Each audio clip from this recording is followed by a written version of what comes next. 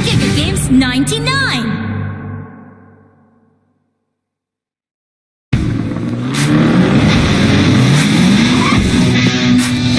The way you live your life depends on the network you choose. Your movies, music, and games can only be as good as your network's speed and strength. Slow means game over. But the Philippines' fastest mobile data network means game changing. Choose the network that gives you what you truly enjoy. How do you know about this Giga Life? Simple and smart ako.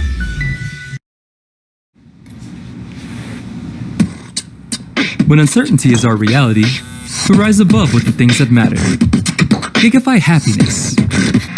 Gigafy love. Gigafy friendship. Gigafy dreams. Gigafy hope. With smart Giga music, video, games, work, and stories, we let our passions run free in the new world we face together. Smart, live Giga.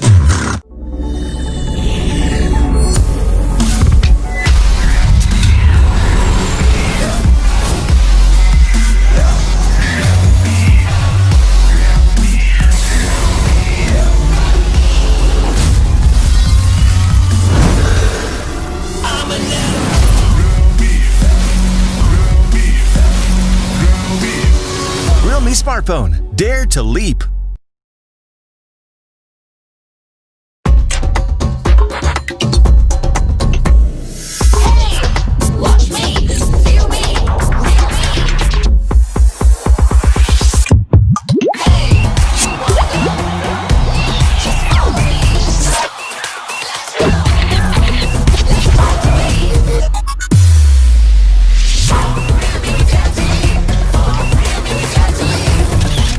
Watch. Time to be smarter.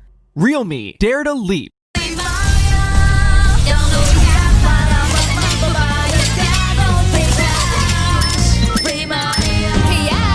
pay cash. Pay Maya.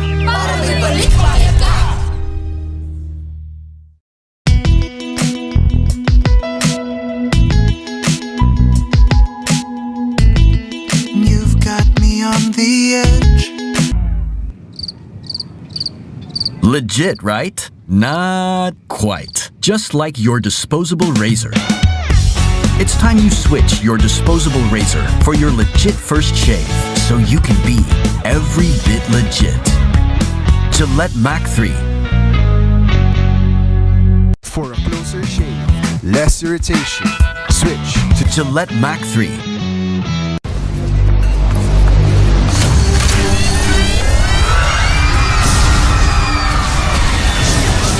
Game to be great? Now you can with the new Smart Giga Games 99. Get 1 gig data all day, every day for Mobile Legends and more. Game to be great with Smart Giga Games 99.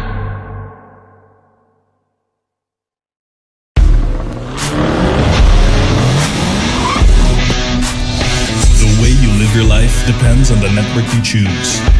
Your movies, music, and games can only be as good as your network's speed and strength. Slow means game over. But the Philippines' fastest mobile data network means game changing. Choose the network that gives you what you truly enjoy. How do you know about this Giga Life? Simple and smart ako.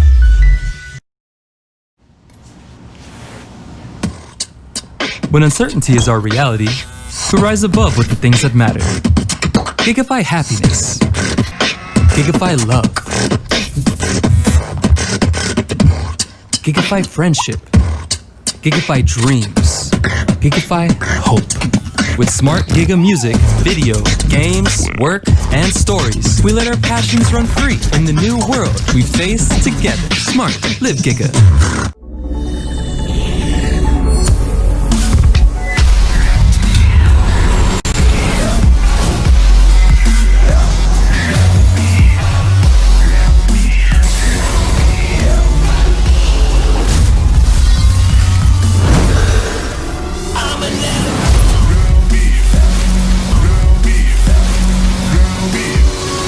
Smartphone, dare to leap.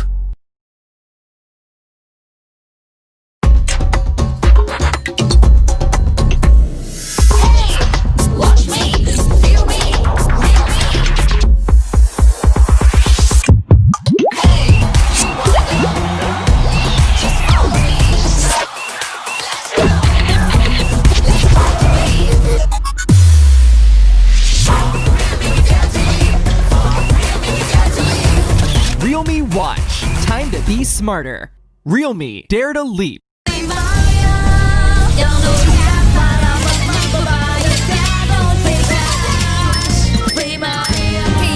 Don't pay cash.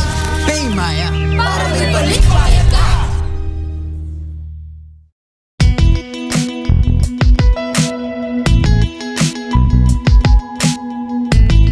You've got me on the edge. Legit, right? Not quite. Just like your disposable razor. It's time you switch your disposable razor for your legit first shave so you can be every bit legit. Gillette Mac 3. For a closer shave, less irritation, switch to Gillette Mac 3.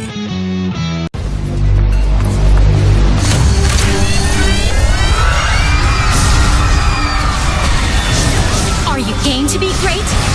Now you can with the new Smart Giga Games 99. Get 1 gig data all day, every day for Mobile Legends and more.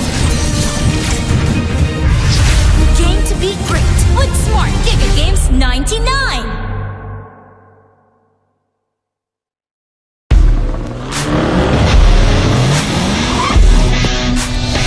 The way you live your life depends on the network you choose. Your movies, music, and games can only be as good as your network speed and strength. Slow means Game over. but the Philippines' fastest mobile data network means Game changing. choose the network that gives you what you truly enjoy. How do you know about this Giga Life? Simple and smart ako.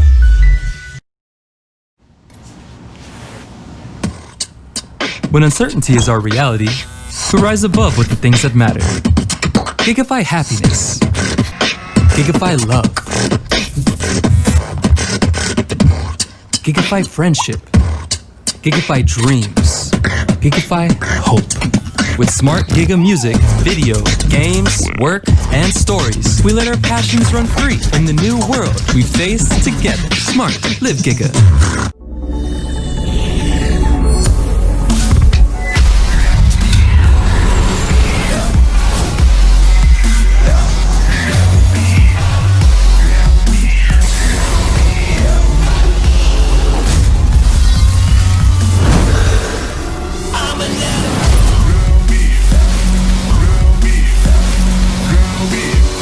Realme smartphone. Dare to leap.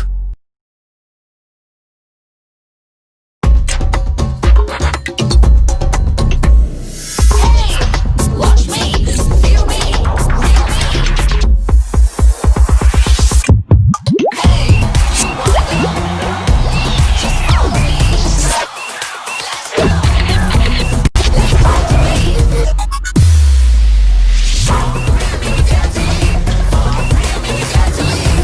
Realme Watch. Time to be smarter. Realme, dare to leap.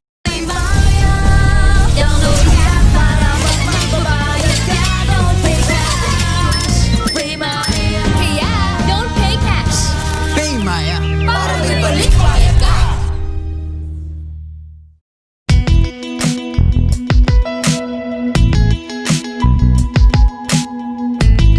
You've got me on the edge.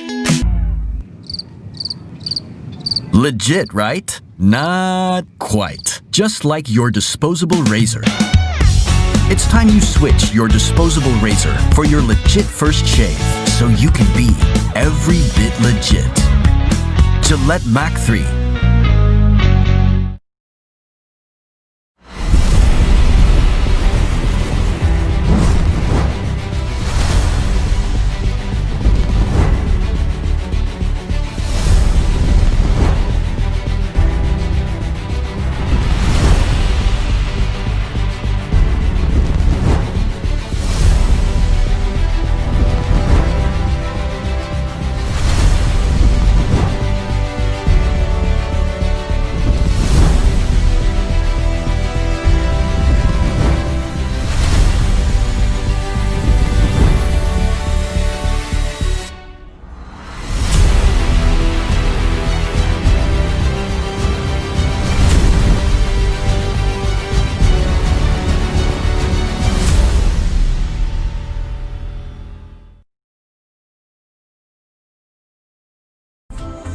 Welcome to Mobile Legends Bang Bang Professional League. Week number 2, day number 1, ladies and gentlemen. But before we actually talk about the series na mangyayari sa araw na to, pasalamatan muna natin ang ating mga sponsors. Our official tournament telco partner, Smart. Forge stronger bonds with your team as you conquer the battlefield with Smart Giga Games. Enjoy 1 GB games all day for Mobile Legends, Facebook gaming, and more. Dial *123# now and choose Giga Games 99. Official sponsor Realme is celebrating their first Realme Fan Fest and Dare to be Realme campaign. Visit their official page at fb.com/Realme Philippines to know more. Official sponsor Gillette. Get up to 50 diamonds for every purchase of Gillette's Mac 3 Razor, Vector 3 Razor, and Blue 3 Simple Force Pack in select pure gold doors nationwide. #Shave the day with Gillette. And of course, our official partner in esports, PayMaya, gets 7% balik bayad when you purchase your gaming pins via PayMaya. The better way to pay. Promo runs up until August 31. Our official partner in esports, TikTok. Search MLBB on TikTok to win premium skins and i-search ang MLBB sa TikTok para manalo ng premium skins. And of course, official gaming headset partner Logitech G. Hear it like a pro. And of course, this event is powered by Moonton. And yun nga mga kaibigan, thank you of course sa mga sponsors natin. My name again is Rob Luna together with my analyst Butters. Kamusta? Alam mo, ikaw yung anchor, by the way. Analyst, yeah. The analyst. Anchor, by the way. Alam mo, week number 2, kung napapansin nyo, ang daming changes dito. You have the balance patch. You have the 10-band setup. Yep. And studio casting. Studio casting, we are back. It's like, in forever, no? Pero medyo matagal-tagal na rin talaga. At to be honest, namimiss namin yung studio casting. Mas namimiss namin, of course, the MPL arena, seeing the crowd in front of you. Malaking bagay yun. Pero syempre, this is still, we are on the pandemic, social distancing, mga kaibigan. Pero syempre, Butters, pag-usapan siguro natin just a little bit on the first series ng araw na to before we actually head on doon sa pinaka mismong roster, Bren Esport and Omega PH. What do you think about this? I mean, pareho nilang pinakita na kaya nilang manalo against the best teams dito. Well, Bren Esports obviously winning 2-1 against Onyx PH. One of the teams na sinasabi na medyo kontrapelo nila. Pero they proved that wrong. Sinabi nila na kaya namin yung Onyx and pinakita naman nila yon. Blacklist International looking very strong, pero Omega, ang sabi nila dito, kaya namin yan. Mukhang kaya nga. Pero of course, ladies and gentlemen, pakita muna natin yung mga standings, how the teams are been doing for week number 1. Papasok dito sa week number 2. Of course, this has been divided into 2, if I'm not mistaken. Okay, sa dalawang groups natin. So basically, ang pinaka mataas dito was of course our defending champion, Aura PH, without a single loss in a series. If you would look at it dito, kasi some of the teams haven't really played 2 games. Well, Blacklist International next play solid in Aura PH. They played 2 games already. Yes. So, kung papansinin mo, BSB, Blue Fire, let's say na nagkaroon sila ng onting problema, pero kasi it's only week number 1. There are a lot of weeks na pwede kang bumawi out of nowhere, and you just have to, make the most out of it. Kasi week number 1 pa lang yon, at least may gauge kayo kung ano yung kaya nyong gawin at hindi nyo kaya gawin. And from there, literal na mag-bounce back lang kayo. Oo, literal na mag-bounce back. Pero hopefully, makita natin more of the standings, mga kaibigan. Pero like what Butter said, week number 1, parang there's a part of us that it's like a tryout. Kasi diba, ito yung isa sa pinaka-major patch for the past 5 seasons. Ngayon lang mai-implement ang 10 hero bans. Actually, wala pa to sa ranked games. Probably soon. Pero the MPL players will be the one to had a first taste dito sa ganitong patch. And paano nga kaya magpa-pan out to? Ito na yung tipo ng i-gauge mo yung mga players ng gaano ba talaga kalalim ang i-hero pool mo, kasi most of the time the S tier na mga heroes won't be used kasi definitely sa first phase pa lang matatanggal na sila sa banning. There's a thing about 5-man ban or yung 10-ban setup na tinatawag nila. Pero kasi 10-man ban Parang 10-ban setup. The thing about it is you have to realize na it's all about patterns. Dito, nagiging importante ang pattern ng pagbaban at pagpipili ng heroes. So, it's not necessarily na ibig sabihin na may 3 bans ka in the first phase of banning, mababan lahat ng mga meta heroes. Because tatandaan mo, yung first 3 bans na yon sa drafting is usually for respect bans. Yung mga heroes na ayaw mo makita sa kalaban, yung talagang sobrang lakas kapag ginagamit nila. And you have the meta bans as well. Kumbaga, yung mga ayaw mo lang talaga makita, literally. So, hindi ibig sabihin na magkakaubusan lahat ng heroes. It's just that kailangan nila maglaro dun sa 10-ban setup na yon. Kasi kapag nalaro nila na maayos yon, they can actually outdraft yung kalaban nila in a way na talagang hindi sila makakapag-react pagdating dun sa second phase ng banning. Yes, pero that's so much to say. Grabe yung mga informations dito coming from Butters. Pero to, pakitaan muna natin ang roster ng Bren Esports.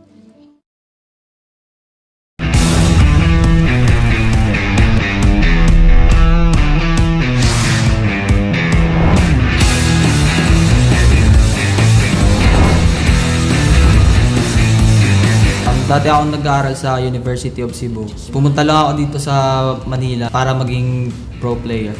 Pinagsasabay ko yung ML tsaka pag-aaral ko. Nakita ng parents ko yung disiplina ko sa paglalaro at pag-aaral, kaya pinayagan niya ako mag-pro player. Nag-pro ako kasi nakapasok kami nung MPL Season 2 qualifier, tas nag-top 3 kami, tas yun, nagtuloy-tuloy.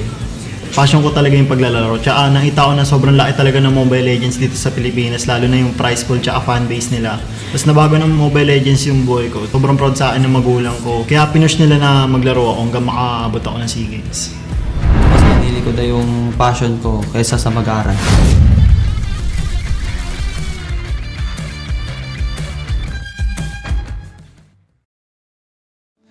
Here on your screens, ladies and gentlemen, the Bren Esports Squad, na pinangungunahan of course ni Few, Rebo, Carl TC, Losty, Flap TC, and EJ. As you've been seeing dito, the newest kid on the block para dito sa black and yellow team na ito, it's gonna be Flap TC. Butters, what do you think about this addition dito sa Bren Esports? I think they turned one of their weakest lanes, sabihin na natin, in Season 5 into one of the best lanes na meron sila dito. And I think Flap, in a way, is sabihin na natin medyo limited pa yung nakikita natin sa kanya.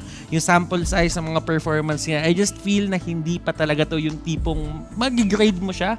Pero from what I'm seeing, maganda yung pagkakahalo niya dito sa Bren Esports. Kasi for the longest time, Bren Esports really had a priority in, going to the side lane para matulungan yung off-laner nila or side lane na defensive nila. But right now, I just feel that Flap hindi iniisip ng Bren na puntahan siya kasi he can hold the lane on his own. Although, there are times na medyo questionable yung mga item build na ginawa niya. I remember yung Khalid versus Uranus. Hindi niya nakuha yung Deadly Blade nung kalaban niya si Dilar. So, if I'm mistaken, that is Iyak na yata for the Uranus. Iyak no rather. So, I'm expecting more from Flap and tingnan natin kung ano magagawa niya ngayon. Yun ang gusto nating makitang lahat. Pero of course, we will be seeing you right now, yung team na makakalaban ng Bren Esports, none other than Omega PH.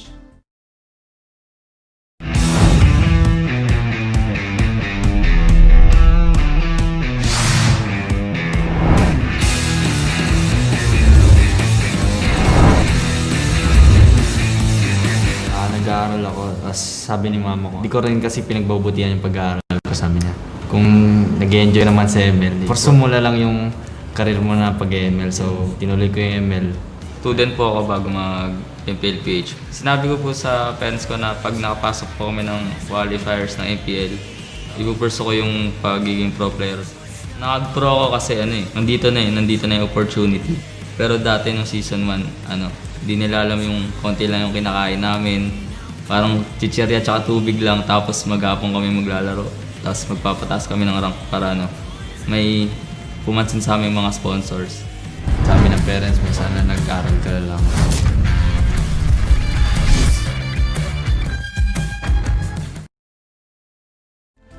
And our roster lineup for Omega PH, Kenji, Heat, Haji C, Toshi, Hayes, and Kurt TC. Butters, if I may ask you, medyo nagulat ka ba na Kenji wasn't part of the first 5 na naglaro for Omega PH during week number 1? And what about courtesy. I mean, Hayes pala. Kasi sila yung parang nagkakaroon ng o in contrast ng mga role dito sa team na to. What do you think about it? Alam mo, Kenji kasi para sa akin is still one of the best off-laners na meron tayo ngayon dito sa Pilipinas. And seeing him sit down is a surprise. Sa totoo lang, nakikita ko si Hayes ngayon. Hayes is an absolute monster sa mga pinapakita niya. That support role. Usually, nakikita natin siya sa tank dati nung usong-uso pa yung dual tank setup. Pero ngayon, parang sobrang komportable niya dun sa mga heroes na, alam mo yun, Valir, you have the Farsa, parang right up his alley. And it just shows how flexible Hayes is.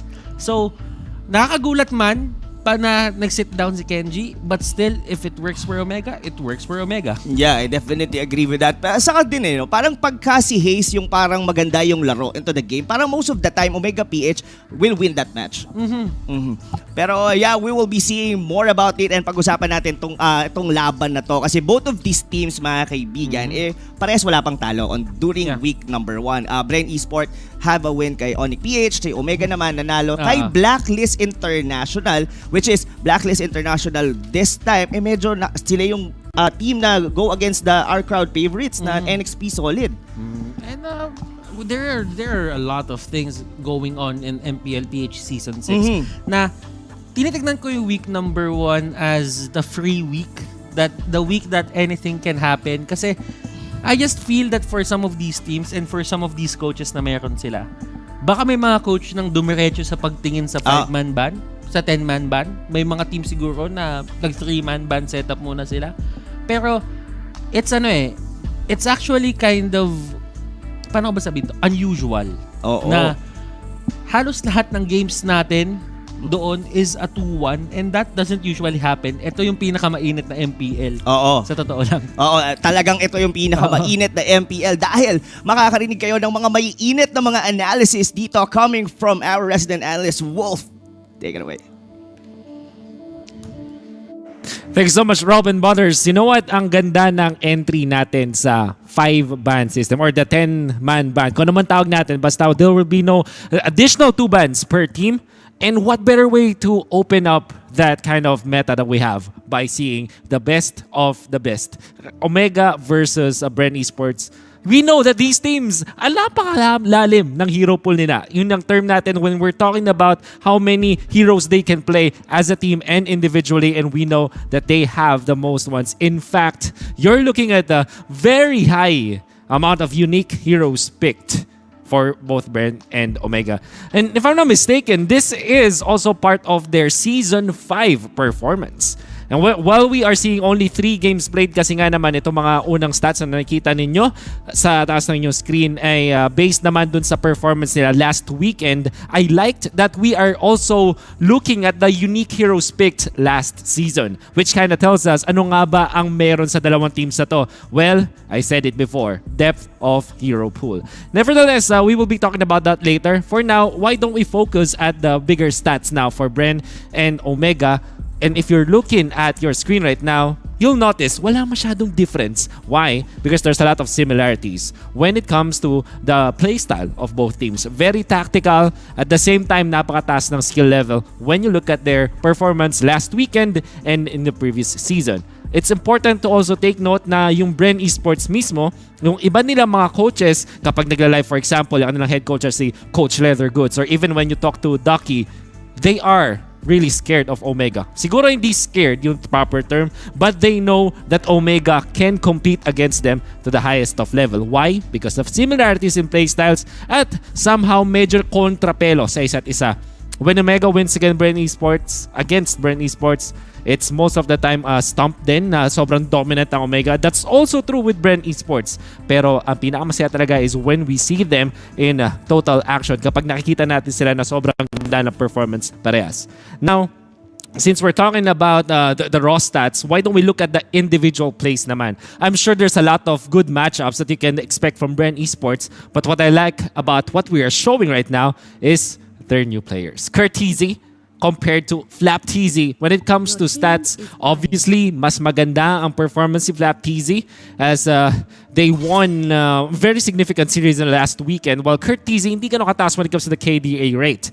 But look at the emphasis of Kurt Teasy. Flap Teasy, more of a fighting type of off-laner or side laner that we are looking at now, or a fighter, di ba? And Kurt Teasy, more on the farming side. And this is somewhat reminiscent of what Omega Esports tends to play. While I said kanina na parehas ang playstyle ng parehas sa teams, meron ding konting differences naman, particularly in some emphasis. And for the Bren Esports side, you have the side laners as parang nililift nila yung kanilang main carry, which is Carl Teasy. Samantala sa Omega Esports naman, it's more focused on getting the most out of the map. And that's why you will notice, hindi ganun kataas yung mga KDA ratio ng ating mga players coming out from Omega, but their net worth is high para maganda yung pagkaka-spread. While on the flip side, Bren Esports, you can see really big outliers like Carl Teasy having 13 KDA compared dun sa mga 3 to 4 KDA ng kanyang mga teammates, which kind of tells us what is the shift of focus for Bren Esports and Omega now that we are heading to MPL Season 6. Now, I kind of want to take it back to our topic about unique heroes played. And this kind of tells us kung ano nga ba ang pwede natin expect sa laban na to. 40 plus unique heroes played by Bren Esports, and for Omega, you know that even with this just 33, pinakita nila tayo last season na mga malulupit na picks like Angela, side lanes. And I think they're one of the first ones that go for Freya, di ba? So these teams, they are not gonna be affected that much of the 10-ban system that we are going to be implementing now. And it's going to be exciting. Ano nga ba ang mga ibaban nila ngayon additional? What is going to happen to the draft? Diba? That's going to be very exciting, but we'll see. We're now going to be heading back to the casters. Rob and Butters, what do you think? What we really think talaga, Wolf, medyo na-hold pa ako doon. Pero yun nga, kasi iniisip ko yung sinabi niyang Angela kanina. Was actually naging trend yon nung ginamit yun ni Kenji. Now, what do you think ba, Butters, na maggagamitin kaya nila si Kenji ngayon? Or would this still magsistay pa rin sila sa current nila na ginamit nung week number 1? I just feel na kapag ang isang lineup, pagka medyo pakiramdam mo okay lang at gumana naman for the first week, huwag mo munang biglagyan ng adjustments. Kumbaga, biglain mo ang dapat mong biglain. Totoo, totoo. Kumbaga, pagkakailangan mo na ng panggulat, tsaka mo na baguhin kung ano man yung meron kayo. But right now, I think it's safer for you to go with that current setup. Or kung meron nasa isip yung Omega, because for the longest time, I think, I know for a fact that Omega has a set of coaches na talagang nagbabantay sa kanila in terms of sa buhay nila, sa gameplay nila, sa disiplina. Alam mo yun, kumbaga, kung na-deem ng coach na ikaw Kenji, pakiramdam namin dapat pumasok ka muna kasi bagay ka sa playstyle ng Bren. So, there are a lot of things to consider. Of course, shout out to Coach Dale of Omega Esports. Pero like what kanina nag-usap kami mga kaibigan dito ni Butters during Wolf was talking about his analysis. Meron kasing video that I've watched with Bren. Kanina lang, siguro you have to check it on their YouTube page. Parang tinanong kasi doon sa mga players ng Bren Esports na sino sa mga to yung mukhang kilala na yata natin kung sino yung maglalaro on the screen. By the way pala, starting itong week number 2, we will be seeing our players na to play kasi we do have cameras na on their respective boot camps. Ayun. Pero going back dun sa video nga nung Bren, tinanong kasi sa kanila, Butters, sino sa Omega Esports ang tingin nyong kailangan natin? Kumbaga, hindi naman sa kinatatakutan, pero you have to take urgent action dito sa player na to. The rest of them answer was Hayes. Tapos yung dalawa, that was Lasty and Carl TC said na si Kenji daw. Oo. Pero sabi ni sabi ni Lasty, ay sayang di kasi maglalaro si Kenji. So, what right now I'm seeing is parang si Toshi hindi maglalaro Oo nga, wala si Toshi dito. So, si Kenji... Bakit parang may part sa akin kanina tinignan ko si Curtis? Parehas kasi ng buhok. Pareho sila ng buhok. Pero si Curtis yan. Oo, si Curtis yan. Oo. I'm really sorry. But yeah, nga, no? Medyo mababago yung dynamic din talaga ng pickings dito ng Omega. I mean, hopefully, medyo na-read din to ng Bren Esports. Pero this is something... first nating makikita dito sa MPL. Itong 5 players na to ng Omega Esports. Alam mo, yung pwesto nung camera ng Bren kung may pini-PM doon si EJ na iba. Oo. Huli. Huling-huli ka talaga. Huli ka. Kumbaga kung kasi Manji nang nandito, huli ka, Bechi. Oo. Ganun yun. Oo, pero alam mo, ito yung natutuwa ako dito. Kasi nakikita natin ulit yung mga players natin. Like, for the last, yung sabihin natin for the second half of MPL Season 5, we did have a webcam on them. Pero we didn't really show them in a way na parang ganito sobrang kalapit. Kasi usually, nasa likod lang yun. Oo. Alam mo, Butters, naisip ko nga lang in terms of dito sa camera, na-excite tuloy ako na makita yung sa bootcamp ng Aura. Kasi we all know kung sino yung pinaka talagang photogenic, di ba? Sa lahat, for the whole team as of MPL Season 5, di ba? Si Chan, si Raflisha. So, ine-expect ko na ang pwesto ni Raflisha kung ganito ang camera, nandito siya either kay Hit o na kay Kenji. Oo. And looking at it, sobrang chill ng mga players natin dito. Wala silang iniisip. And si EJ dito ay talagang nakadikit kaya Coach Ducky. And Coach Ducky, siya ang magda-draft dyan. And looking at it, dun sa may likod, ready na lumaban yung mga players. Oo. And yung sumakit yung leeg ko. Actually, sumakit din yung leeg ko. Hindi ko alam kung ba't nakaganyan yung pwesto niyan. Pero, you have to bear with it kasi nakaganon talaga. Oo. Baka din yan, parang mayroon din strategy bakit ganito nilagay yung camera. Kumbaga elevated siya sa ganyang level. But kidding aside mga kaibigan, hopefully you could join us with the discussion dyan sa mga don't forget na share nyo na rin yung mga live streams natin on Facebook and of course with YouTube. And lagay nyo din kung sino sa tingin nyo yung mananalo in between the two teams. Kasi so far on the first series, ito yung to be honest, kahit yung second series natin, hindi mo rin talaga manonostrahan. Yeah. Well, you could have like favorites, like pwedeng ito yung manalo or that. Pero kasi, at major patch kasi to mga kaibigan, 10 hero ban. Butters, ano sa tingin mo? I mean, in terms of 10 hero ban, ano yung pinaka magiging atake kaya dito ng both of these teams? Napag-usapan namin ni Manjin to for what do you call this? Yesterday. Kasi sineryoso namin yung rehearsals. Which is wala po ako doon. Wala. So, the thing is, pinag-usapan namin to. Hindi lang hero bans and hero picks yung magbabago. There are certain things about the emblem talents natin na tinatawag. Okay. Na if ever man, kunyari malagay ka, if you get put in a bad spot, sabihin natin, you're a tank. And you see yung kalaban, yung side nyo kulang ng damage. So what do you go for? You go for the concussive blast. Yes. Totoo. Kung kailangan mo ng extra hugging power, you just go for the Brave Smite. Magiging okay ka doon. So, there are a lot of things to consider na baka dun sa certain lineup na magagawa nyo, okay yung Avarice. Baka dun sa certain lineup na ginawa nyo, okay yung Pull Yourself Together, yung Disability Strike, yung Festival of Blood.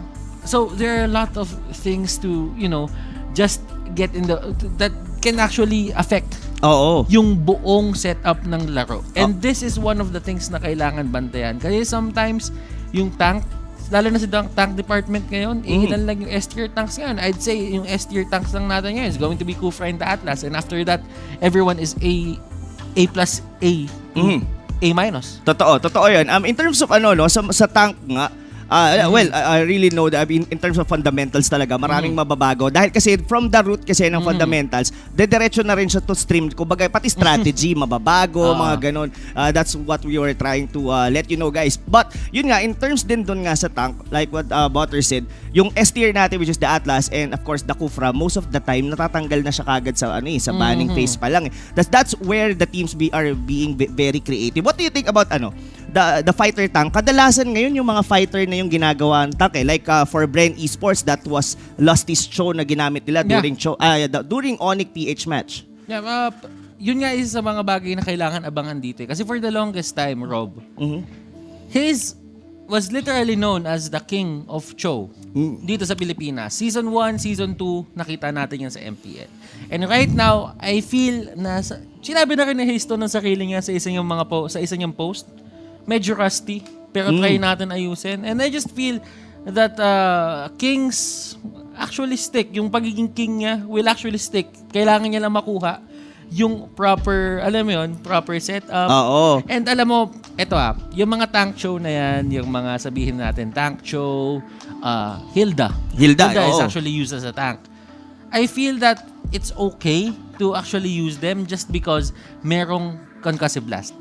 There are makes things, sense. Diba? May concussive blast na pwede mo gamitin. I'm not saying that 100% right gumamit ng concussive blast kay Cho. Because I don't really think that he actually benefits from it as much. Kasi tatandaan natin na at times medyo kailangan hinahug out mo yung kalaban eh. Oo. And the problem with Cho is, kahit tank na Cho ka, wala ka din dun sa harapan usually. Usually, pabalik-balik ka lang. Oo, parang yung Oo. disruptive, yung mobility talaga kasi yung bayad na bayad. I mean, even the Shunpo na pang-cancel ng mga skills talaga din yung And speaking of the Cho, of Haze, to be honest, pagka nag-pick yung team nila ng Cho, there are a lot of times na even the fans, kahit maka-Bren man yan, maka-Omega, they would like to see that show na gamitin ni Haze. Regardless, manalo, matalo, as long na si Haze ang gumamit yan, okay na sila.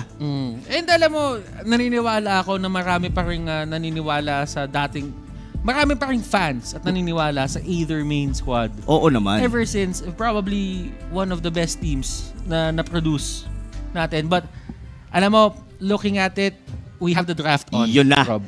Eto na mga kaibigan, we're about to start our very first na 10 hero band setup dito sa MPL. Itong mga team, ito kasi Butters, kumbaga parang sila yung naging pangit tawagin, parang scapegoat. Na parang yung mga teams na maglalaro bukas, ito yung magiging basehan nila kung how this games will play out.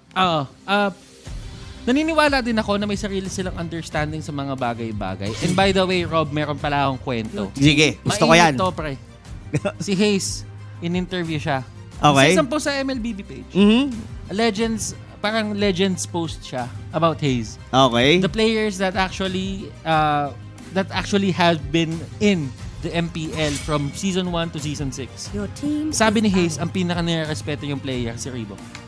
Oh, pero care to expound that? Bakit si... Well, ako muna... Hindi siya na-expound doon. Hindi siya na-expound doon. Pero kung ako siguro, kasi syempre kasama niya doon from Season 1, sila yung nag-champion, di ba? Under either main na pangalan before they go to Bren Esports. Then, siguro para sa akin, si Ribo yung pinaka-versatile na player of all time eh. Kumbaga, multi-role, tapos kahit anong role mo siya ilagay, for sure meron siyang magagawa for the team. Now, looking at the bans, Rob, dito, you have the Atlas, the Kufra getting banned, Bren Esports banning out the Farsa, which I believe is the best support right now. Oh, totoo. Kasi you can use it offensively and defensively, to be honest. Even on scaling strategies, kumbaga, kahit medyo malugi kayo sa early to mid game, there's always a part of you na, lalo na kung scaling yung nyo, no? Pwedeng pan-defend talaga ang isang Farsa. Pero how about the Selena, Butters? What do you think about the ban for the Selena? It's all about map control eh. Like, not having an annoying hero to the side of Omega. Kumbaga, hindi makukuha yung map control, walang objective control dito yung side ng Bren Esports. Yun lang yung gusto nila mangyari. And by the way, if Omega is banning out the Yuzhong, then that only means that they want to go for Yi Sun Shin. Possibly, oo. Oo, that's actually a good read, no? Pero pero alam ko kung di ako nagkakamali, dami kong sinabi, is that merong part na ang YSS ngayon is been debuffed. Nerf pala, sorry. Na-nerf siya ngayon to the point na yung dash niya, nawala na yung 30% na parang yung kunat doon sa dash niya. The only thing na naiwan is hindi siya masisisi pagka nandun siya sa dashing phase. Pero yeah, we'll see. Pero ito, I really like the pick din as well dito ng Omega Esports that they have hit na as a roaming na tank eh. Usually kasi kapag makikita mo itong mga Hilda picks, if you really want to go for an early snowball I mean, Hilda is one of those tanks na talagang alam mo yun, innately tanky siya. Oo. Na hindi niya kailangan usually ng items na pampakunat. And what you actually want Hilda to go for is yung mga bagay na heptasis. Doon mo siya nakikita na maayos. If ever kasi na mag-stack yung ulti niya, then that only means that you are getting more damage output. And kung sobrang snowball nyo, there's a time na baka pagka gamitin mo yung ulti, mapalo mo yung isang kalaban, mabura na siya agad. Oo. Totoo yun. Ang bilis kasi ng burst potential talaga ng hero na yan eh. Pero how about what do you think about this? The Chango pick dito. This might be a support Chango, what do you think? Or a side lane? This is probably a side lane Chango. It could be a support. Pero kasi titignan ko pa yung setup na gagawin nila dito. Omega, you're gonna ban out the Lancelot and this is where the 5 ban o 10 ban setup matters. Kapag nakuha na yung first 3, anim na heroes sa tayo dito, Kapag nakuha na yung first 3, dyan na yung set ng adjustments. Exactly. Bren Esports dito, Omega thinks that they want the Lancelot. Probably for, alam mo yun, Bren Esports naman, ang tinanggal nila is si Cyclops. So that means they want to get an annoying hero. Yung talaga sobrang mobile na hero na makakatakas, makakabalik. And I really think that kailangan natin bantayan yung drafting at this point of the game. Tandaan natin na ang drafting, Rob, parang chess to eh. Oo. Parang you have to think 2 steps forward. Parang ganon. Parang, kumbaga, it's really a mind game, mga kaibigan. Pero kung iisipin mo dito, the way Omega Esports is banning is parang tinatanggalan nila somehow ng hero dito si Carl. Kasi the Lancelot and the Hayabusa has already been removed to the point na they're willing to give like most of the time ang nilalagay sa gitna na may iwan dito sa pagkakaread ko is like the Roger, possibly. Yun yung, ano pa sa tingin mo ang mga pwedeng gamitin? Kimi, is that a possibility? Hindi na no? Masyado ng parang squishy masyado if ever. And of course, nandito yung Linghood ko be able to go sa may backlanes agad dito ng Bren Esports. Actually, ang pinagtataka ko nga dito, Rob, ba't walang kumukuha ng YSS sa kanila eh? Well, actually, there was a nerf. Yes. There was a bit of a nerf kay YSS and that could have changed yung pananaw ng mga players natin dito sa pagpili ng isang YSS. Pero, I think, for Omega, I think that the Ling is a good pick. Kasi kung iisipin mo dito, there is only one crowd control here on the side of Bren Esports as of now, and that's going to be Lusty. So, ibig sabihin, si Lusty dito, yung kung sa kanya man tong show, if ever, pakiramdam ko, sole responsibility niya na gamitin agad to kay Ling. Totoo yun. Pero, Loyi is still available dito for Omega Esports. Pero, in terms of the Ling Butters, meron din siyang nerf eh. Na kung di ako nagkakamali, the nerf was pag nalaglag siya, it's either 2 seconds slow or stun unless dun sa dalawa. And the Tempest of Blade has been reduced from 30% movement to 10%. So meaning to say, pag mobile yung mga hero, like for example, ito yung, kumbaga ang bibilis, even the Chango, medyo meron din siyang buff na nagpapabilis sa kanya. It would be hard for him to do the knock-up doon sa Tempest of Blade. Aside from that, damage-wise, I think, and AoE, okay pa rin naman ang isang Ling. And of course, Omega Esports, we're about to let us know kung yung nerf ba dito sa Ling enough na. Oh! Your team is picking. And they actually go for a Claude. And I like this pick just because the attribute gain works well with the Claude sa ngayon. Bren Esports deemed it to be one of the, sabihin natin, a playable hero in the competitive scene. And they just go for it. Gusto ko yung attack speed attribute gain niya, by the way. So, there is a bit of a change there. Kumbaga, dati kasi yun yung binabaan eh. Tapos ngayon, ang ginawa na naman, tinaasan na naman. Pero hindi na doon sa same level as the first one. Kumbaga, nilagay doon sa may gitna ng dalawa. To the point na viable na ulit laruin ang isang Claude. And somehow, what do you think about in terms of emblem dito? Babalik kaya dito yung like Veterans Hunter na nauso noong mga nakaraang season? Or still, ito yung papasok dito, yung the Killing Spree na ang gamit talaga ngayon na Assassin emblem is Killing Spree. Pero looks like ang tanky ng kung iisipin mo. Aside from Bren Esports that they have the Uranus. What do you think about these Butters? If we could be doing a prediction dito, which draft are you favoring the most? Bren Esports, in a way, they have this 1-3-1 thing going on for them. I mean, both teams naman. Pero mas mataas lang yung emphasis kasi dito talaga kay Cardsi na mabigyan siya ng gold. So, if you think about it, yung Omega dito, they have the Ling. Si Ling din, kailangan din ma-funnel yan. But the thing about Ling is, kaya niya kasi kumuha ng pick-off sa sarili niya eh. For Claude kasi medyo kailangan mo pang ilatag sa kanya yung kill in the early stages of the game. So, pacing-wise, if makuha ng Omega ng mabilis dito yung lead against Bren Esports, Omega has a better chance of winning actually.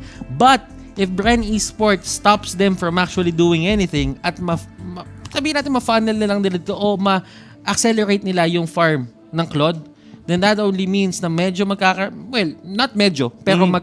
talaga ng problema dito yung Omega PH.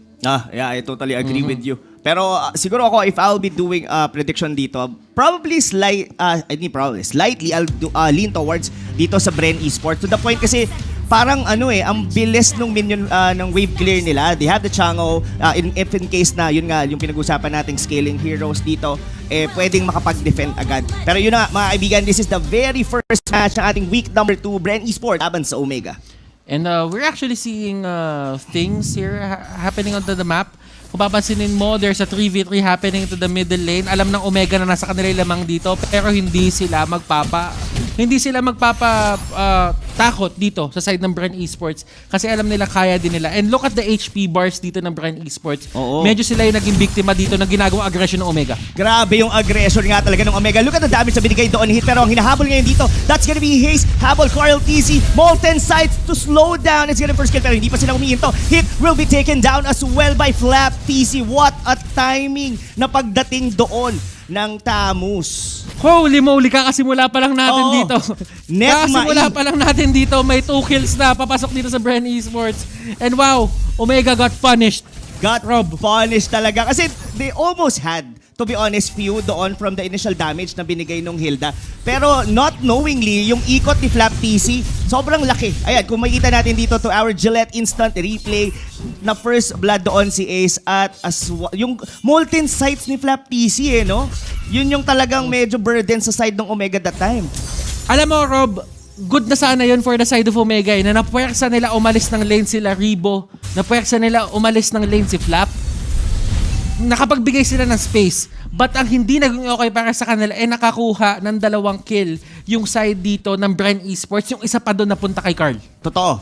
Yun yung magiging parang mahirap. Lalo, sa ganitong sitwasyon kasi, lalo na't na unang nag-level 4, yung Tamus, talagang kayang-kaya niya ng i-zone out dito. Kung makikita mo, kinat na doon nung Tamus sa top, nakatulong na naman siya, nandito na naman sa gitna. Flap TC going in, pasok sila dito, Cotton Inter has been popped out, Temples of Blade ni Haji, ginamit na lang pantakas mga chong, and that's gonna be end of the skirmish, and 3-0, lamang na lamang dito, Butters, ang Bren Esports. And enigmatic plays coming here from Bren Esports. You wouldn't really know kung saan sila manggagaling. It just so happens na laging meron tao dun sa mga gilid.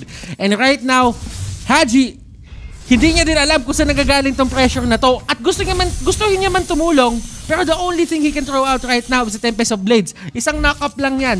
And na-realize dito ng Bren Esports na wala sila masyadong stun. Oo, totoo. Yun kumbaga kaya silang pasok-pasukan. Yes, they do have here na mga parang single target poke, even the damage from hit. Pero ang nagiging burden talaga for the side, I guess, dito ng Omega is si Flap TC. Kumbaga, well-farmed siya. Look at the damage doon if you almost have HP doon si Haji. At ang yun nga, isa pang problema, hindi na makaalis sa mid lane dito ang hyper carry ngayon ng Omega. And as far as I know, the thing about Chang'o kasi is yung bawat placement no first skill niya, kapag tumama talaga lahat sa iyo yun, masakit na masakit yun. And now, pa-isa-isa kasi yun, and he got everything of those skills at Kenji dito, nasa alanganin. Oo, nasipa siya doon at alanganin na nga dahil kailangan niya na dito umuwi doon sa may bandang gilid. Look at Flap TC going in, pero may counter kill naman, nabawian na rin at last. Pero yung space na binibigay dito ni Flap TC for the whole Bren Esports squad, sobrang hindi matatawaran, paring Butters. They get the turtle almost for free, and almost din na nakuha nila doon yung orange buff ng Omega PH. And si Rebo dito, naparusahan siya ng onte, pero that is still a Uranus, hindi madaling i-take down yan. Totoo. Ito pa yung mahirap dyan, no, Butters. Kumbaga, Flap TC, which is technically, dapat yun yung medyo mahihirapan in such lane na, kumbaga, parang stalemate sila dapat doon sa lane na yon. Siya yung nag-flourish dito sa ating early game. Ngayon, hindi na nila ngayon mabantayan si Carl TC. This is something na kailangan mo talagang maging cautious talaga, buong Omega. And to add to that, Rob, hindi na din nila mabigyan ng place to farm si Haji dito in any way. Lahat ng pwede pag-farman ni Haji dito nagkakaroon siya ng problema. Oo, yun ang problema. Dahil namatay na rin doon yung Hilda. Pero tumalon doon sa may bandang gitna, TC, but the damage is not enough. Look at that Loyi, hindi mabigay yung damage dito ni Haze with that passive, and Flap TC just my murdering goodness. the back lanes of Omega Esports. Triple kill nga pa ang binigay. That's Flap TC, the new kid on the block para sa Bren Esports, doing a lot of things para sa kanilang squad. Omega, they're really having a hard time just because of that reactive play na ginawa ng Bren Esports. Oo. Dapat sa Omega okay yun eh. Dapat sa Omega talaga nagkaroon ng pabor or advantage. But the thing is, the double kill made it worth it for the side of Bren Esports. And from there, nagkaroon na sila ng problema. Hindi na nila alam ngayon kung saan sila pipwesto. Map control is out of their hands. Hindi na talaga nila makontrol ang mapa dito dahil si Curl TC, hindi niya rin nga nakita nandun sa ilalim ng damo. May sipa pang magagana pero habol dito ang Bren Esports. Di pa sila umihinto. And ito na, Butters, unti-unti nang nauubos ang mga inhibitor turrets dito ng Omega. And look at Carl TC, how free of him na makapag-farm, just taking the turtle on his own. Alam mo men, yung nilalaro nila ngayon, para sila nag-a-among us eh. Oo. Kung sino makita ng Bren Esports, diretso, impostor! Impostor to, sipahin nyo! Impostor! Oo. I-vote na agad to. I-vote na agad to. Hindi magaling magsinungaling. Shoutout kay Prof B, hindi mahuli. Yun ang hindi ko talaga mahuli. Grabe yung tropa natin na yan, si Prof B. Pero yun na nga, ito, pero kung speaking of nahuli, Kenji dito mga kaibigan, nahuli na naman. Look at the blazing duet. The damage doon kay Loyi, almost killing the support ng Omega Esports. Man, this is already massacre talaga para sa side ng Omega. Tuloy-tuloy yung aggression. The snowball effect dito ng Bren Esports, sobrang hirap. Hindi alam ni Ribo yon, but Ribo, he did a great job kahit papano na-delay niya yung pag-uwi. Kahit papano kahit hindi niya alam. Kahit hindi niya alam. He wasn't aware of it, but napigilan niya kahit onte yung pag-uwi dito ni Haji. And Haji, he's doing the right play. Naniniwala ako na yun yung mga bagay na dapat ginagawa mo sa mga ganito stage ng game. Try to get a turret kasi kahit papano, get some leverage. Hatakin mo yung sarili mo pataas, get some goal. Kumbaga, ang ano dito ng Omega Esports is that kailangan pag-reactin na lang natin ito. That damage, Butters! Paano mo pahihintuin ang ganong klase ng damage dito ng Claude? Claude is back into the meta, mga kaibigan. And they're really strong at playing these kinds of heroes. Yun na nga, sobrang lakas. Pero to be honest, no, yung ginagawang ultimate dito ng Chango, talagang sobrang nakakapag, anxiety ang binibigay dito sa Omega. Kumbaga, ang sakit sobra yung damage ng Chango. All throughout lahat dito from the Bren Esports and well-farmed, tuloy-tuloy, blazing duet na naman, tunti-unti nang napapanis or nawawalan ng mga buhay dito ang Omega Esports. This is a well-deserved win sa game number 1 if ever Bren Esports take this game. And it's looking that way, Rob. Mukhang sila na nga talaga makakuha dito. 2 turrets down. It's not even Lord Face. 8 minutes into the game.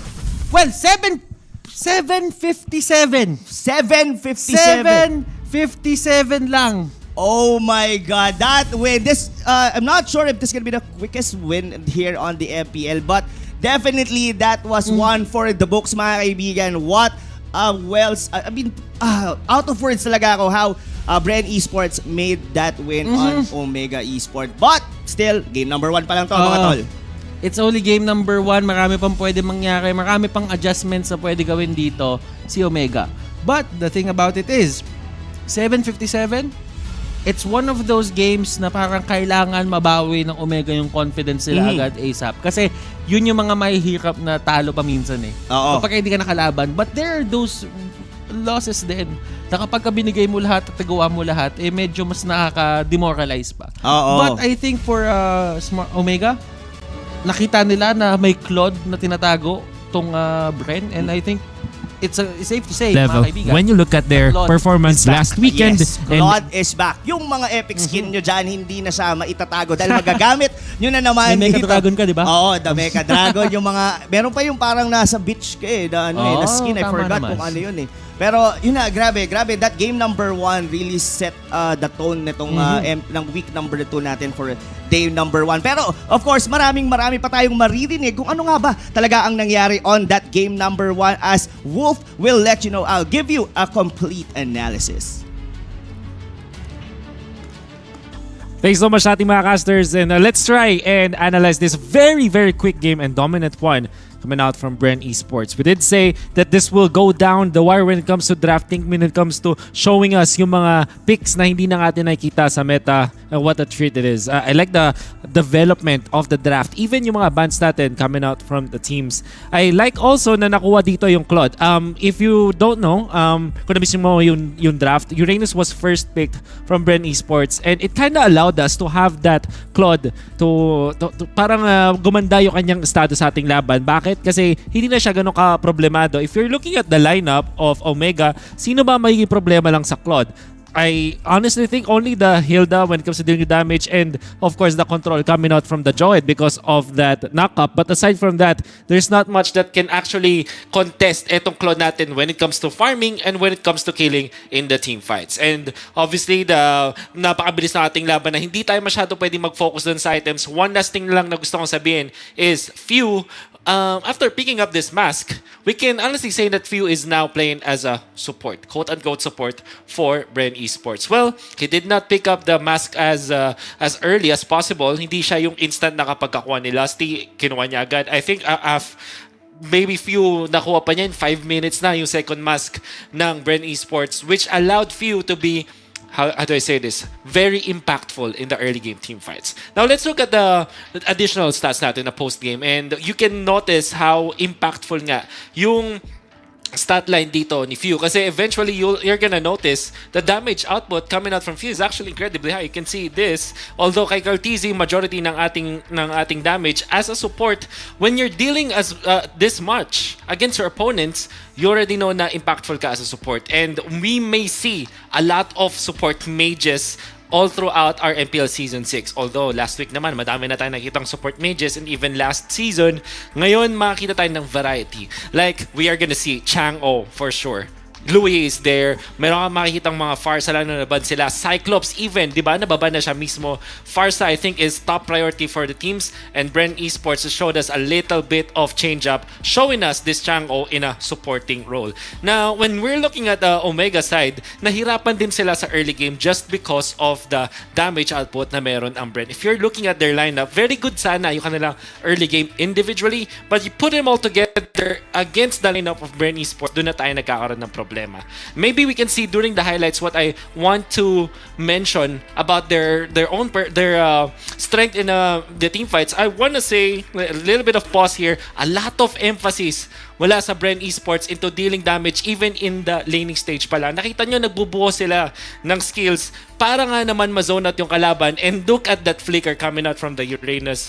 So much emphasis on the early game damage. So, I always talk about early game damage as important kasi kanina din na nung inaaral namin yung playstyle ng Bren Esports, ang laki nung emphasis nila sa pagpapababa ng HP ng kalaban even when it's just the laning stage. Minsan nga, kung mapapansin nyo, bakit hindi nakakapag-invade or hindi nakakuha ng buffs ang isang team, it's majority because of the fact na yung HP nila hindi na ganun kataas as compared to the start of the match. And I think Bren Esports eventually have abused this factor. Omega, when they didn't have that much control of the first round of buffs, doon na lumakas yung strength ng Bren Esports in the early stages. Now, why did I write this up? Because again, emphasis of Bren Esports. In the fight that we saw between Bren Esports and Omega, walang big team fights na nangyari. Walang parang 5v5 na sobrang lupit doon sa kung saan marami na silang items going up against each other and trying to outplay each other. Because you know, the outplay mula sa Bren Esports started in the early stages. And honestly, we can see more from this from Bren Esports. If we're looking at Omega, I think yun yung kailangan nila i-fix dito laban sa Bren. Kasi tapos na yung sa draft. Kaya na nila yun. Omega, as well as Bren Esports, very good when it comes to drafting. But when, if Omega really wants to win in game number 2 and first game 3, kailangan nila i-fix yan. Girl TZ 4-0 and 5 are MVP of the game with this Claude. Napakaaga niya nakuha yung machete, and then obviously nakuha niya yung Demon Hunter Sword. At nung nakuha na niya yung Demon Hunter Sword, Esmeralda, Hilda wasn't a problem anymore. Dahil yung damage output niya, napakataas na. Tapos, yung mapapansin natin, actually, for me personally, what I noticed between sa mga teams natin is yung mga MVP of the matches from the last weekend and in the game 1 of week number 2, laging 0 deaths or at least 1 death, di ba? On our MVPs. And you're gonna ask, except Raflesha, by the way. But it kind of tells us na siguro yung pag-funnel ng mga teams natin ngayon is hindi na lang focus ngayon sa pagbigay ng items but also protecting their carries very much. And even though we can say na yung mga carries natin ay mas careful na sila for MPL Season 6 for the meta that we'll play right now, it's also because of the fact that the teammates work around the carries even more now. At least that's what I noticed, and it's pretty evident in this game. This is a Claude na alam natin na hindi na ganun kalakas when it comes to matching up against the Ling. That's our lesson from MPL Season 5. Pero bakit siya nag-work ng MPL Season 6? Why?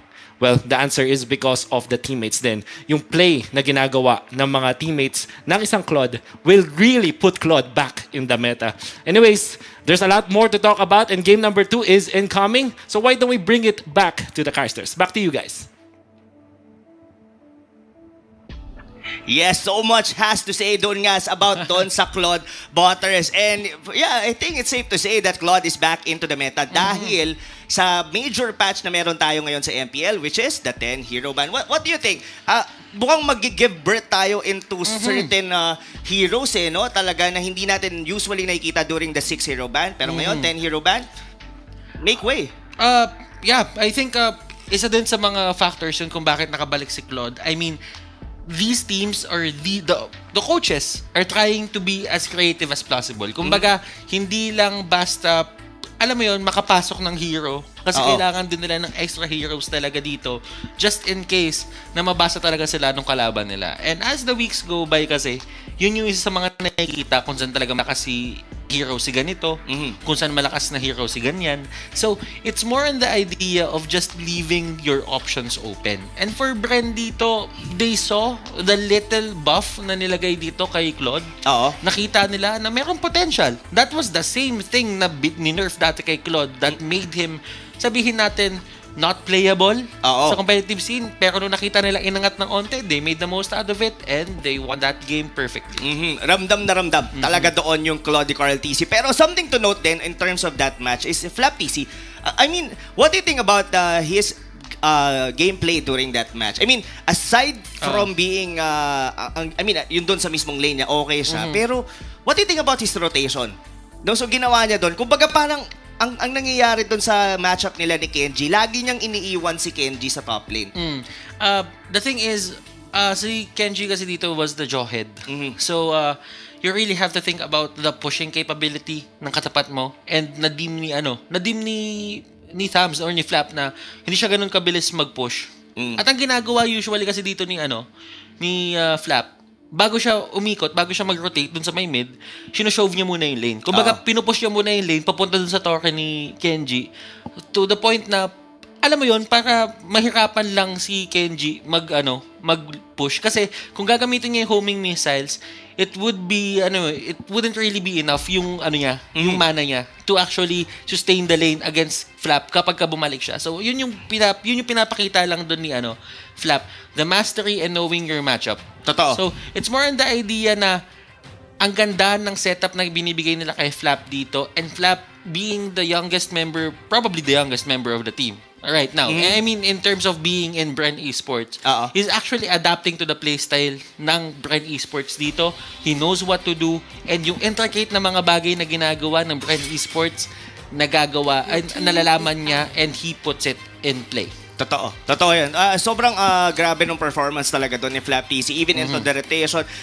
Well, so much to talk about the lineup, the head-to-head nung Jawhead and as well ng Tamus. Pero, eto, ang ganda ng ban dito ng Omega. I mean, banning the show here is somehow denying a hero na ginagamit dito ng Season 6 for Lusty. And of course, the Atlas will not be there. Tingin mo ba, magkakaroon pa ba tayo ng Kufra ban dito? Or magpa-prioritize ng tank dito? Of course, Hito was one of the best Kufra users dito sa ating liga. What do you think, Butters? It is a possibility for Bren Esports to, not ban it out. Kasi feeling ko at this point, kung hindi mo talaga bibigyan ng priority yung Kufra dito ng Omega sa simula pa lang and you chose the Atlas, wag mo na ibigay. Wag mo na ibigay yung wag mo na i-ban yung Kufra at the same point pa lang. So, I like the ban on Atlas. Atlas has been nerfed a bit. Yung perfect match niya, yung ejected state, kapag ka nag-close sila, it's not a 0.2 stun. Nagiging slow na siya. Totoo. So it's a 40% slow. And that's a bit of that's actually a huge nerf. Kasi kung iisipin mo, yung Purify setup mo, kung ayaw mahuli ng Fatal Links, usually, napipindot yun dun pa lang sa may perfect match pa lang kapag ka nagsanib para mawala lang yung stun at makatakas ka. Pero right now, hindi na ganun yung nangyayari. May slow na and you can actually get away with yung Fatal Links na. Oo, totoo naman. Pero still viable. Like, yun nga, binan pa rin nila dito yung Kufra, giving Omega PH for what's gonna be their first pick. That's the Yuzong. Well, di ba napag-usapan din natin kanina that Yuzong is S-tier din siya in terms of being on side lane. Even on mid lane, pwede rin siyang gawing funnel. Yeah. I'm actually surprised na Bren Esports gave out the Yuzong. Yeah. Na parang, parang alam mo yun, mas safe na mag-iwan ng Kufra kesa ng Yuzong. Pero ang sabi nila, sige, bigay mo yung Yuzong kasi makukuha natin yung Uranus at saka yung Farsa. The Farsa, no? Oo, it's drafting patterns. Ito yung sinasabi natin dito, Rob. This is the drafting patterns na nagagawa ng 10-ban setup. It's really new. Ang bago niya tignan, men.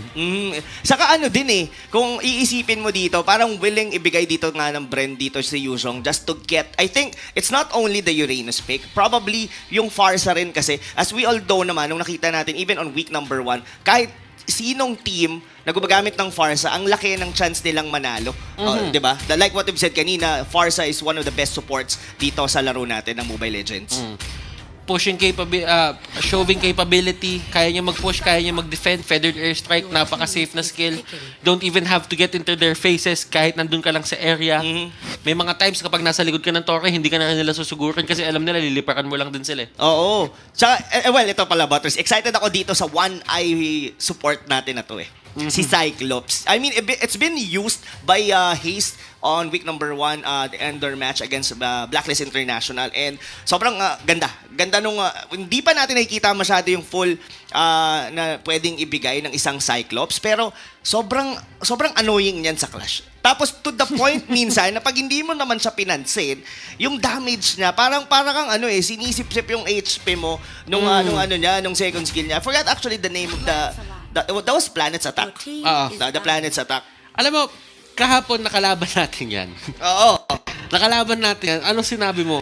Okay, yung buhay ng Cyclops bumalik dahil sa concentrated energy. As in, literally, binaburst down siya ng mga kasama namin. Binaburst down siya sila nila Manjin, nila Wolf. Tapos bigla nagreklamo sila bigla. Pre, yung buhay ng Cyclops bumalik. Ayaw mamatay. Yung concentrated energy, ayaw mamatay. Oo, yun lang talaga. Concentrated energy. Grabe tong hero na to. Pero, yeah, so much to say. And, ang maganda pa dito, I mean, on this ultimate dito na Cyclops, he could be able to, I mean, proper timing, of course, pa rin naman. Kasi, may mga pang-cancel kasi ng skill itong si Carl TC, which is probably siya yung gagamit dito ng Lancelot.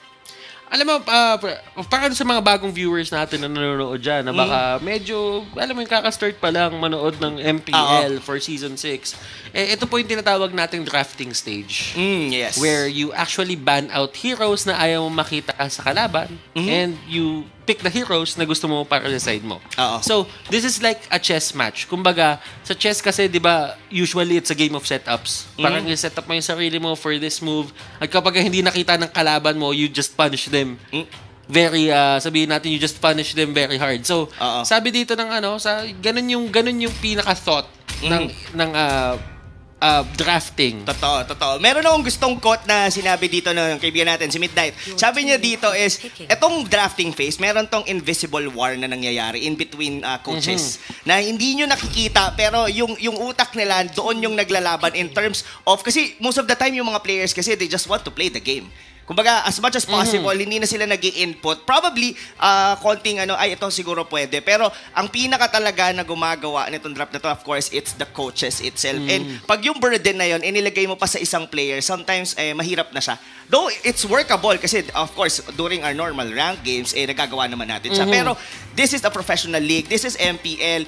Lahat dito nagmamatter. Even the slightest stress na pwede mong ibigay sa players is as much as possible, matanggal mo and put it all that congrats sa mga coaches. Kaya sobrang ano ako sa mga coaches eh. Sobrang down ako talaga sa kanila.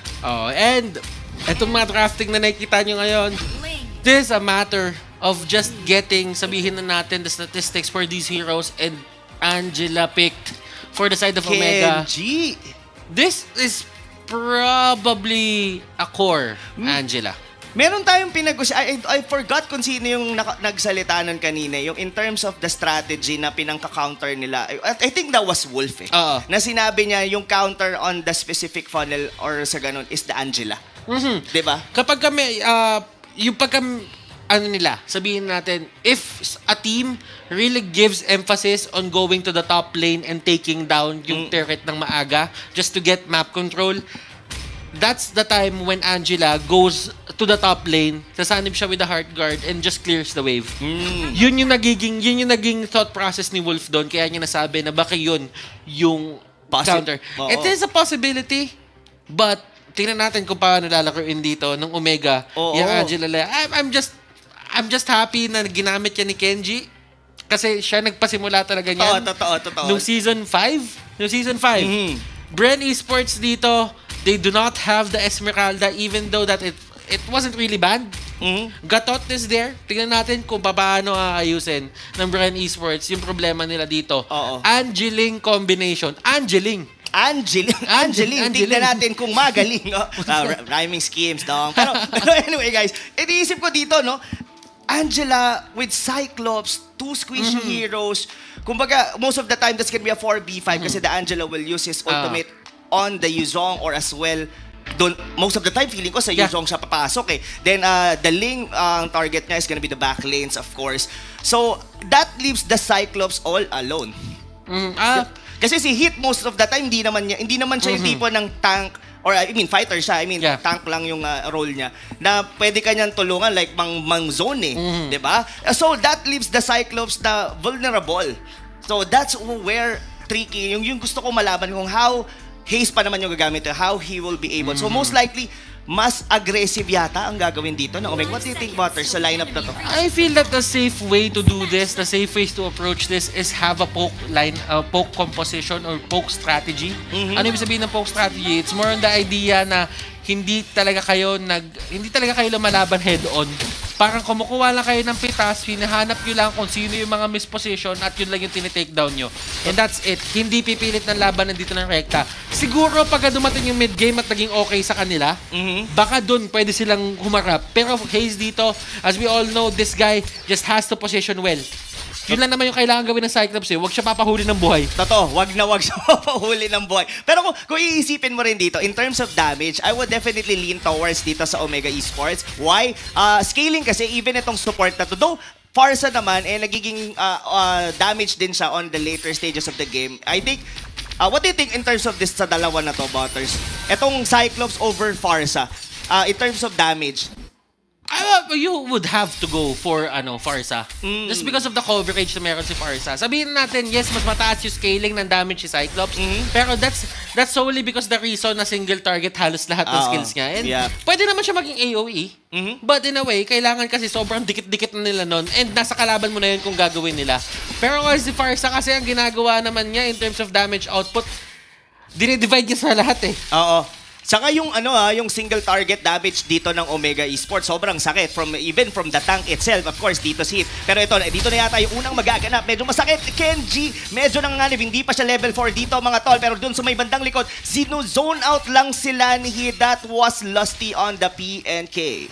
And you would look at it in a way na Omega dito is finding their groove kahit papano. Kurtzy actually punishing Flapsy. Si Few, alam mo, dalawang naglalaban dito sa baba eh. Oo nga eh. To be honest, ito yung the TC Brothers na laban eh. Sino bang mas malakas, di ba? Sila Haji C o sila Carl TC?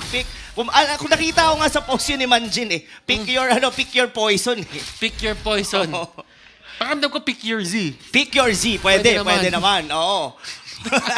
Pero ito na, mga tol. Well, this is a much slower game compared to game number 1 wherein nag-snowball ang Bren Esport and probably mukhang makakakita na tayo talaga ng laban dito in between these two teams. And I think it's because of the fact din na maganda yung drafting ng gitna ngayon ng side ng Omega. They didn't really put sabihin natin like kanina yung mga heroes sila that didn't really have any damage or stunts. Ngayon may punish sila katulad nito. Yun na yung punish na yun. Pero nakapag-flicker out pa rin naman doon si Fuse sa may bandang likod. Pero Lusty hindi siya magiging maswerte. Pero mukhang nahabol pa nila yung nagte-teleport na Farsa doon sa may backlanes. Pero nandito naman si Rivo just to save the day. Kenji, nawala na yung sinaniban but still gonna be getting out on that skirmish sa may gandang gitna.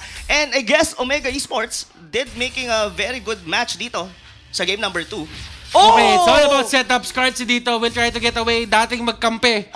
Hinambalos ni Hit yung dating yung kampe. Totoo. Saan ka pupunta? Nandito para buti na lang hindi siya doon namatay. Pero ang mamamatay, Flap TC still gonna live doon sa may palakol. Grabe yung axe dito ni Hit. No? I mean, the damage from the hill. Kanina yun din yung naging reason kung bakit sila nag-snowball yung Bren, di ba? Sa game number 1. Kasi they almost had, I think that was few.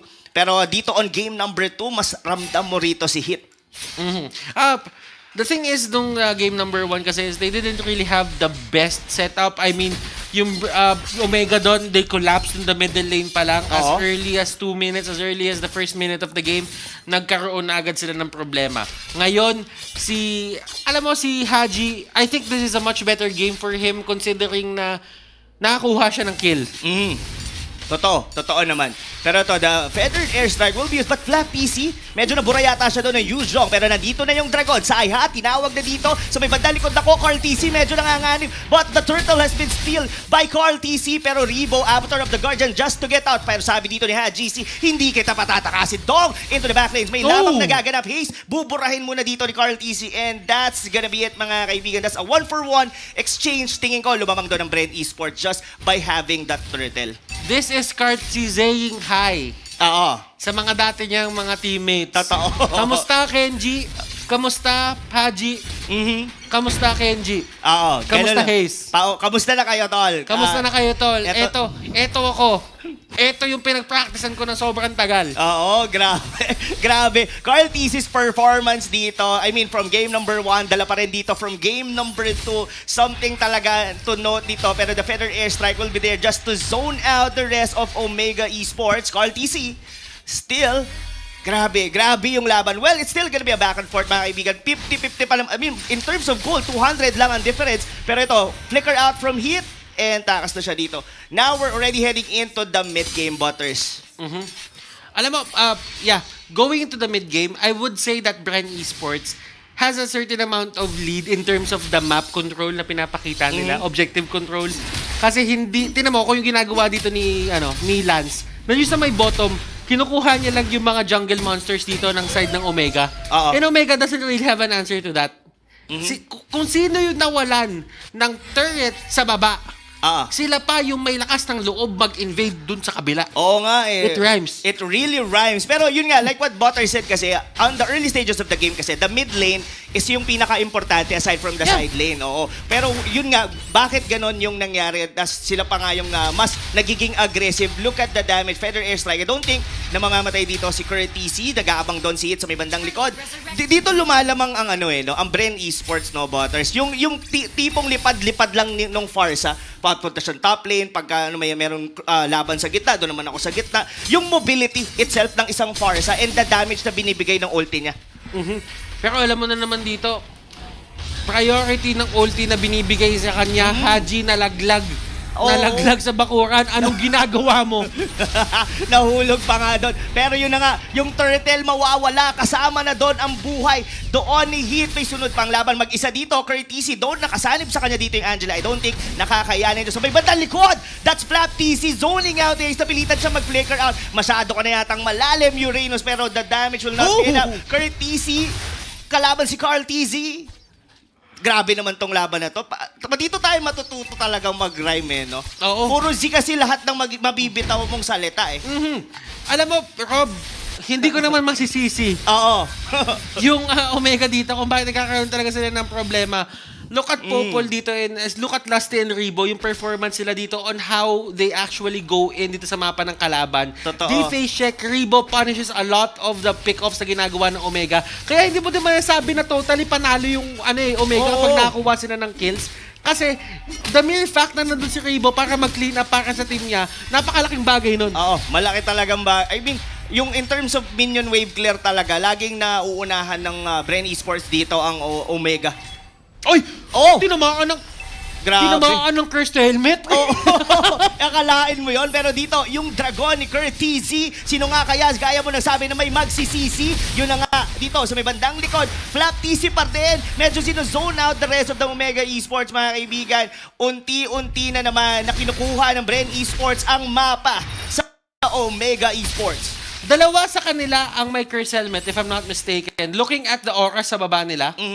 And, mind you, meron din dito si Lusty, kung hindi ako nagkakamali. And sa totoo lang, si Popol din meron. Oo nga, no? So, dalawa yan. So, as long as nakalapit dyan, yung mga kalaban, there is a negation. Labanan pala to ng curse helmet, tol. Tignan mo, kumuha na nga din si Heath. Oo, nainggit, sabi niya, puso Uso to Uso to. Ito, this is the item of the the meta ngayon, sa 10 hero ban. Kuha nga tayong curse helmet. And to be honest, it's a good item for both of the teams. Yes, definitely. There are two things that you should consider kapag kukuha ka ng curse helmet. It's more on the idea na yung kay Popol pala, yung puso pa lang, yung molten heart. Yung molten heart pa lang. So, umangat dito si Gatot. Well, Gatot is still Gatot. Kumbaga, core siya eh. To be honest, just to butt in, sorry. Mahilig si Lusty sa ganyang klase ng mga build. Yung, alam mo yung kinukuha nila yung ingredient. Parang naalala ko siya dati sa Hylos. Kinukuha niya lang yung bilog na kulay blue. I forgot the name. Doon sa Clock of Destiny. Tapos kukunin niya yung molten core lang. Yung elegant gem. Oo, yung elegant gem. Ganon mag-item build si Lusty. Pero Kenji dito mabubura from the side of Mega Esports. Wow. Bren Esports looking very strong dito sa ating patch ng 10 hero ban, mga kaibigan. Paano ba pinapalambot ang meat? Pinapakuluan? Pinapakuluan? Ano pa ginagawa? Pinapalo-palo. Oo. Yan yung ginagawa nila ngayon. Pinapalo-palo talaga nila dito. Oo, grabe yung pagpalo. May kasama dong ibon sa likod. Courtesy dito, bin zone out na naman dito by Bren Esports. Was that Odil? Si Lemon nata. Si Lemon. Okay, oo. Tinitignan sino ba yung nandun. Lagi ko siyang nakikita eh. Pero to, the zone out coming from the avatar of the Guardian just to show away the rest of Omega Esports, mga kaibigan. Habol sila. Gitna dito, basag na. He's still will not live another day doon, mga kaibigan. 2-man down para sa side ng Omega Esports. And now, Bren Esports dito, having a complete lead sa laban na to, Butters. Clearly, Rob, nakikita naman natin dito kahit pumikit ka pa. At nakikinig mo lang ngayon yung siege na ginagawa ng Bren Esports, you would know that they're in the lead. Pero, the thing is, may magagawa pa ba dito yung Omega? I think this is a really gargantuan task para sa side nila. Pero still, Bren Esports dito, hindi na sila magkakamali eh.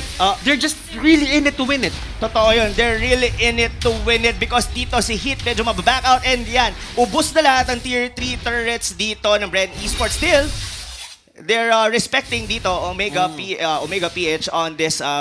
Well, they still can wait naman. Nandito pa naman yung Lord. And this makes going back dun sa drafting board na that's the reason why they are willing to give the Yuzhong.